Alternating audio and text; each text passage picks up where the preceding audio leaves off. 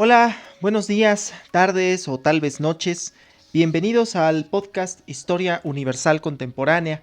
Mi nombre es Raimundo Salcedo Flores y en este 1 de mayo de 2023, que conmemoramos el Día del Trabajo, vamos a continuar con el desglose de lo que fue la Primera Guerra Mundial y ahora toca el turno a referirme al frente balcánico de la Primera Guerra Mundial entre 1914 y 1916. Aunque ello ciertamente nos llevará a terrenos poco explorados y conocidos de este conflicto bélico que tuvo lugar entre 1914 y 1918, por lo que en la introducción me referiré a hechos anteriores al estallido de la guerra. Este episodio se estructura con una introducción, que en esta ocasión sí es algo más extensa de lo usual, una relatoría de hechos que se dividirá en tres partes, una sobre el frente balcánico, otra referente a la intervención del Imperio Otomano, hoy Turquía, en el desarrollo de la guerra, y una tercera sobre el genocidio armenio, para finalizar con una serie de comentarios históricos e historiográficos como es costumbre. Sin mayor preámbulo, hablemos de historia. A manera de introducción comenzaremos con lo obvio. Los Balcanes es el lugar en donde todo comenzó. Allí, el 28 de junio de 1914 fue asesinado el archiduque Franz Ferdinand de Austria, lo que provocó la crisis de julio, que finalmente desembocaría en la Primera Guerra Mundial.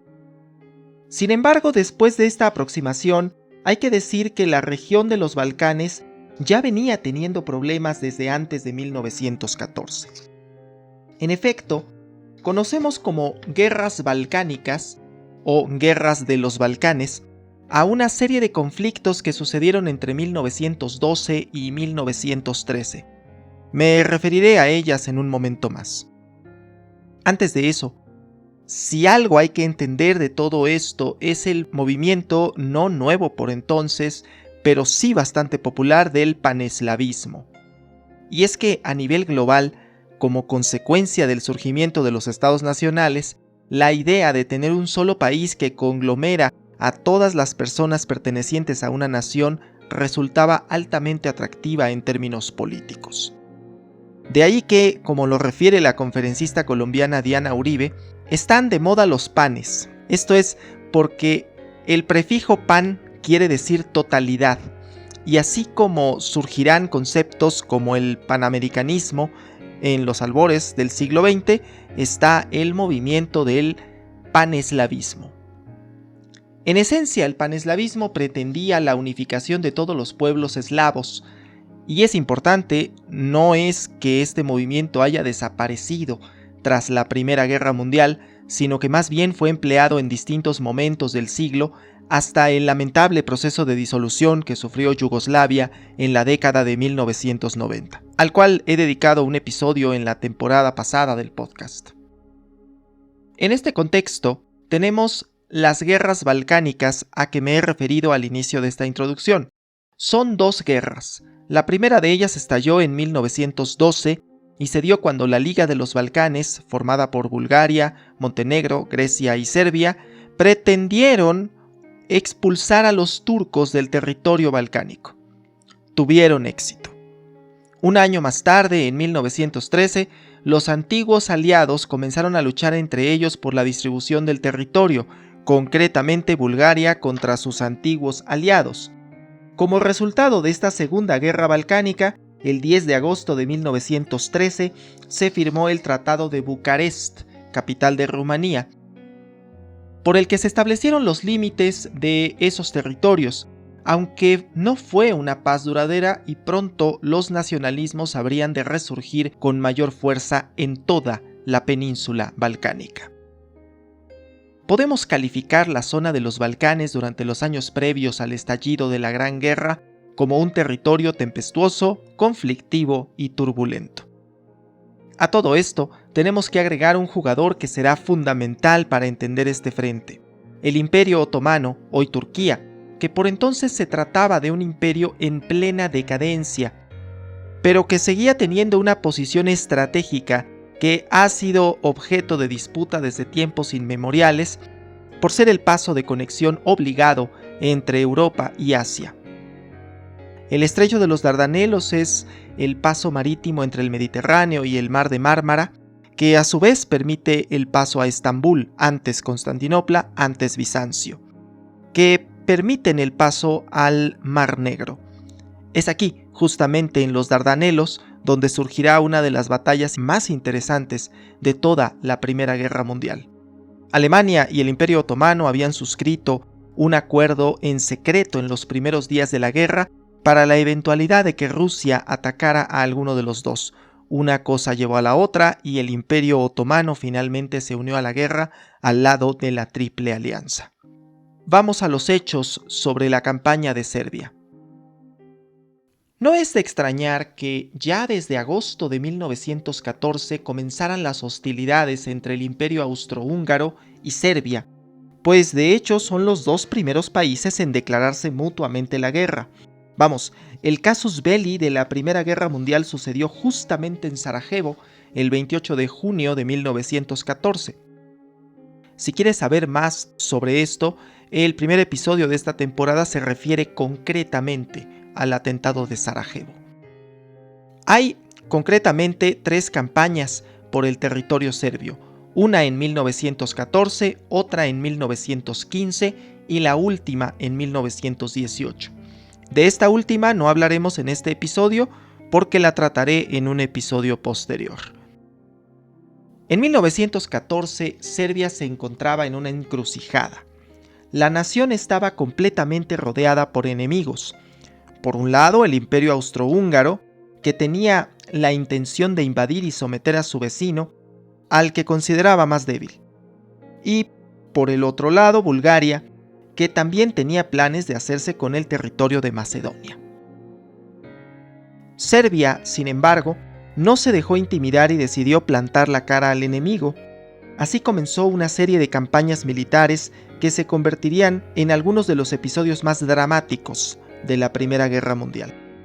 En el verano de 1914, apenas 12 días después de haber estallado la guerra, los ejércitos austrohúngaros cruzaron la frontera serbia en lo que se conocería como la Primera Campaña de Serbia. Los serbios, liderados por el general Radomir Putnik, se enfrentaron al enemigo en las montañas de los Balcanes. La batalla fue dura y sangrienta, pero los serbios demostraron gran valentía y determinación, y contra todo pronóstico lograron repeler el avance enemigo y obligaron al ejército austrohúngaro a retroceder. Pero la victoria fue efímera. Los austrohúngaros, decididos a vengarse, lanzaron una segunda invasión en 1915. Esta vez contaron con el apoyo de Alemania. Así, en la primavera de 1915, Serbia estaba en una situación desesperada, superada en número y armamento por el enemigo, pero los serbios no se rindieron y se prepararon para una lucha épica por su supervivencia. El general August von Mackensen lideraba las fuerzas alemanas y había preparado una estrategia implacable para vencer a los serbios. Comenzó con un feroz bombardeo de las posiciones serbias en la línea del río Drina. Los soldados serbios resistieron valientemente, pero el enemigo fue extraordinariamente fuerte. La situación de los serbios empeoró aún más cuando las tropas búlgaras se unieron a la lucha del lado austrohúngaro. La campaña búlgara fue quizás una de las más crueles y sangrientas del conflicto. Así, en otoño de 1915, las fuerzas alemanas, austrohúngaras y búlgaras se unieron para lanzar una ofensiva en el frente serbio. Las fuerzas búlgaras, lideradas por el general Nikola Shchekov, desempeñaron un papel crucial en la campaña y su participación resultó decisiva para la victoria final. Las fuerzas búlgaras eran muy disciplinadas y estaban bien entrenadas, y su armamento además era de última generación. Pero además las fuerzas búlgaras conocían bien el terreno y las condiciones de la región, lo que les dio una ventaja táctica sobre las fuerzas serbias. En septiembre de 1915, las fuerzas búlgaras cruzaron la frontera serbia y avanzaron hacia la capital Belgrado. El avance fue rápido y brutal, y las fuerzas búlgaras enfrentaron una resistencia feroz por parte de las fuerzas serbias. La campaña búlgara fue especialmente brutal debido a la animosidad histórica entre búlgaros y serbios, como lo hemos visto en la introducción. En muchos casos, las fuerzas búlgaras cometieron atrocidades contra la población civil serbia y se produjeron ejecuciones sumarias y deportaciones en masa. Los combates fueron especialmente sangrientos en la región de Macedonia, donde se produjeron masacres de población civil y severas violaciones de derechos humanos. A pesar de la resistencia de las fuerzas serbias, las fuerzas búlgaras lograron capturar Belgrado en octubre de 1915, lo que marcó el comienzo del fin de la campaña en Serbia. Las fuerzas búlgaras continuaron su avance hacia el sur, tomando el control de gran parte de Macedonia y poniendo fin al dominio serbio de la región. La campaña búlgara fue una de las más crueles y sangrientas de la Primera Guerra Mundial y tuvo un impacto significativo en la región de los Balcanes. Aunque las fuerzas búlgaras lograron importantes victorias, también cometieron atrocidades y violaciones de derechos humanos, lo que dejó una marca indeleble en la región durante décadas. Ahora vamos a lo relativo al Imperio Otomano. Y es que de forma paralela a lo que narré hace un momento sobre las campañas en Serbia, el estrecho de los Dardanelos será el escenario de una de las batallas más sangrientas y dolorosamente desastrosas para la Triple Entente. Y es que, en palabras de Winston Churchill, ningún estado se lanzó a la guerra mundial tan conscientemente como Turquía. El Imperio Otomano estaba ya moribundo en 1914. La batalla de Galípoli, también conocida como la campaña de los Dardanelos, se llevó a cabo entre abril de 1915 y enero de 1916. Enfrentó a las fuerzas británicas, francesas, contra las fuerzas turcas del Imperio Otomano. La campaña fue iniciada por los aliados con el objetivo de abrir un camino hacia el Mar Negro, lo que permitiría el abastecimiento de Rusia y debilitaría la economía y el poderío del Imperio Otomano. Para ello se planificó una operación naval para abrir los estrechos de los Dardanelos y un desembarco anfibio en la península de Galípoli. Hay que tener en cuenta que para este punto Rusia ya había sufrido derrotas importantes en el frente. Alemania estaba reorganizándose y la campaña de Serbia parecía rendir frutos. Podemos decir que la Triple Entente se encontraba en una situación desesperada frente a los imperios centrales que tenían, para 1915, victorias, no definitivas, pero victorias al fin, en todos los frentes. Como lo refiere Michael Nyberg, el plan de la batalla de Galípoli consistía en atravesar a toda prisa el estrecho de los Dardanelos y amenazar Constantinopla. Churchill, artífice de la operación, consideraba que esta operación incitaría a Bulgaria, Rumanía y Grecia a abandonar la neutralidad y entrar a la guerra del lado de la Entente, además de provocar una revuelta entre las minorías griega, kurda y armenia en el Imperio Otomano. En una palabra, Churchill subestimó la habilidad y determinación de las fuerzas turcas. Confiaba en que las fuerzas aliadas contaban con una gran superioridad en recursos y armamento. Los soldados turcos, liderados por el general Mustafa Kemal Atatürk, eran muy disciplinados y estaban motivados por su fervor nacionalista y religioso. La batalla comenzó con una serie de bombardeos navales que resultaron en escasa efectividad. Las fuerzas aliadas decidieron desembarcar tropas en la península de Galípoli, pero encontraron una fuerte resistencia por parte de las tropas turcas. Los soldados aliados se encontraron en un terreno montañoso y boscoso que dificultaba su avance, y los turcos aprovecharon este terreno para lanzar emboscadas y ataques sorpresa. La batalla de Galípoli se convirtió en una lucha sangrienta y desgastante, con ambos bandos sufriendo enormes bajas. Los aliados sufrieron más de 250,000 bajas entre muertos, heridos y desaparecidos, mientras que los turcos sufrieron más de 200.000 bajas. La campaña de los Dardanelos resultó en una completa derrota para los aliados. Las fuerzas turcas, lideradas por Atatürk, lograron repeler los desembarcos anfibios y mantener el control del estrecho. Además, la victoria turca en Galípoli fue un importante catalizador para el nacionalismo turco y la creación de la moderna República de Turquía. La intervención de Turquía en la Primera Guerra Mundial fue clave para el resultado final del conflicto. La alianza entre Alemania y el Imperio Otomano permitió a los alemanes expandir su influencia en el Medio Oriente y debilitar la posición de los aliados. La victoria turca en Galípoli fue un ejemplo de la habilidad militar turca y su capacidad de resistir la invasión extranjera. Como hemos visto, dentro de los planes de Churchill estaba incitar a que sucedieran revueltas de minorías étnicas en el Imperio Otomano. Una de ellas eran los armenios. Contra ellos, particularmente, sucedió uno de los eventos más funestos, lamentables y poco conocidos de la Primera Guerra Mundial. Vamos a ello. El genocidio armenio fue uno de los eventos más trágicos y dolorosos de la historia humana. Ocurrió durante la Primera Guerra Mundial y se calcula que murieron alrededor de 1.5 millones de armenios a manos del Imperio Otomano. Las causas del genocidio armenio son complejas y multifacéticas, pero una de las principales fue el nacionalismo turco y la idea de homogeneidad étnica en el Imperio Otomano. Los armenios, que eran cristianos y tenían una cultura y lengua diferente a la de los turcos musulmanes, eran considerados una amenaza para la unidad del imperio. A medida que la Primera Guerra Mundial avanzaba, los armenios eran vistos como aliados potenciales de los rusos, lo que aumentaba su percepción como una amenaza. Como resultado, el gobierno otomano comenzó a deportar a la población armenia a áreas remotas y a ejecutar a aquellos que consideraban una amenaza.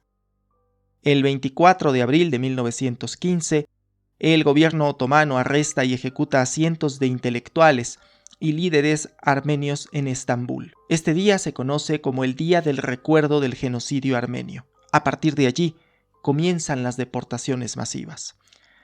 Las deportaciones eran un eufemismo para el exterminio masivo, ya que los armenios eran obligados a caminar durante días sin comida, agua o refugio, lo que provocaba la muerte de miles de personas. Además, muchos armenios fueron masacrados por soldados turcos o por bandas de delincuentes contratados por el gobierno. El genocidio armenio es recordado por los horrores que sufrieron las víctimas, que fueron despojadas de sus hogares, familiares y tierras, y obligados a abandonar todo lo que conocían. Fueron asesinados de manera brutal, sufriendo la violación, el saqueo y la tortura a manos de las fuerzas otomanas.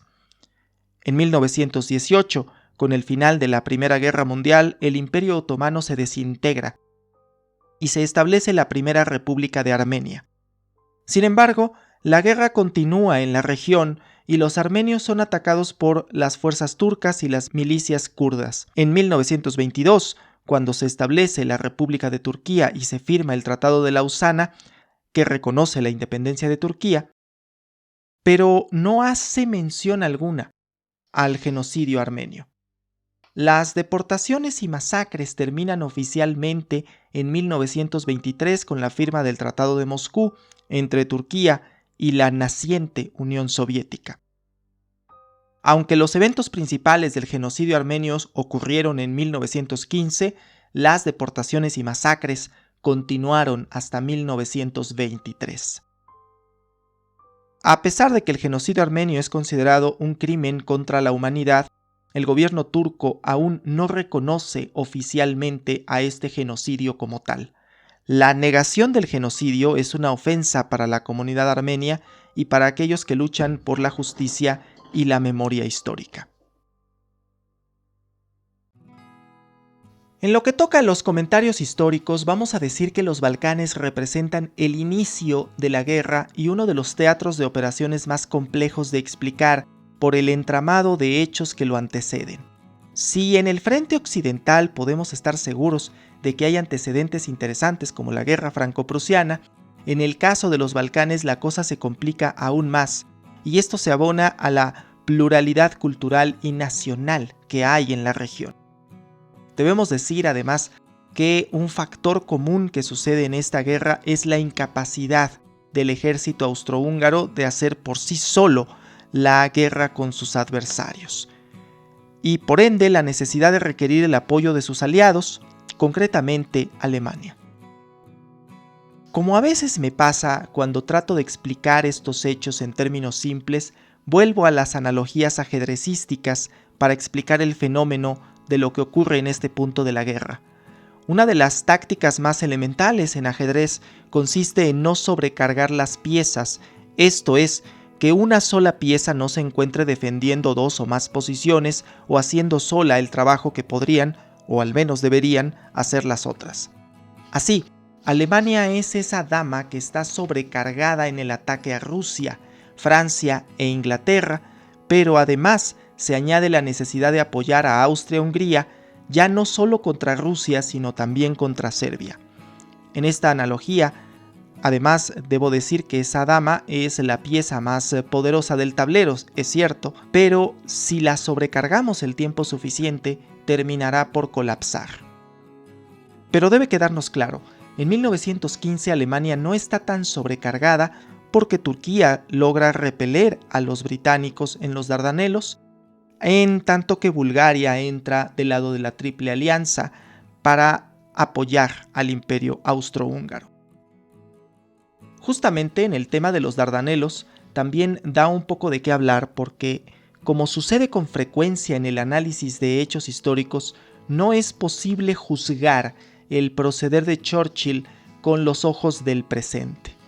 Hoy sabemos que la expedición de los Dardanelos era un despropósito y que tuvo consecuencias sumamente adversas para los aliados, amén de las que indirectamente tuvo para los armenios y otras minorías étnicas en Turquía. Pero debemos considerar que era casi un consenso generalizado que el Imperio Otomano estaba en decadencia y había quedado muy debilitado tras las guerras balcánicas. En un último punto, pero no por ello menos importante, decir que el armenio es el primer genocidio del siglo XX. Y también hay que decir que el término genocidio no existía por aquel entonces. También que no ha sido reconocido por el gobierno turco hasta nuestros días. Al respecto, el hecho de que el término genocidio no existiera en ese momento no significa que lo sucedido no encuadre en la definición de genocidio, pues se trató de la deportación y asesinato masivo de personas por su condición de armenios, que además eran una minoría religiosa dentro de Turquía. En el comentario historiográfico he de decir que la bibliografía sobre la Primera Guerra Mundial no ahonda mucho en el tema balcánico, queda en un segundo o a veces hasta en un tercer plano, incluso menos explorado que el frente oriental, con excepción hecha del tema de la campaña de los Dardanelos. Bien, esto ha sido todo por ahora, te agradezco que hayas llegado hasta el final de este episodio, te invito a suscribirte al canal de YouTube si aún no lo has hecho, también a dar me gusta al video y compartir el contenido si es de tu agrado. También puedes considerar hacer alguna donación a través del enlace de PayPal que se encuentra en la descripción de este episodio y dejar algún comentario en la caja respectiva. Muchas gracias y hasta el siguiente lunes.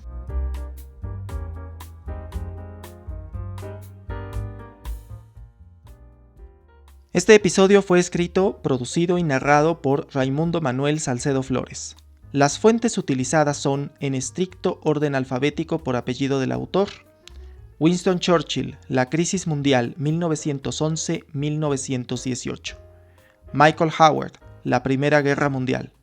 Michael Nyberg, La Gran Guerra, una historia global, 1914-1918. Diana Uribe, Europa en la Primera Guerra Mundial, video de su canal de YouTube, Narraciones de la Historia.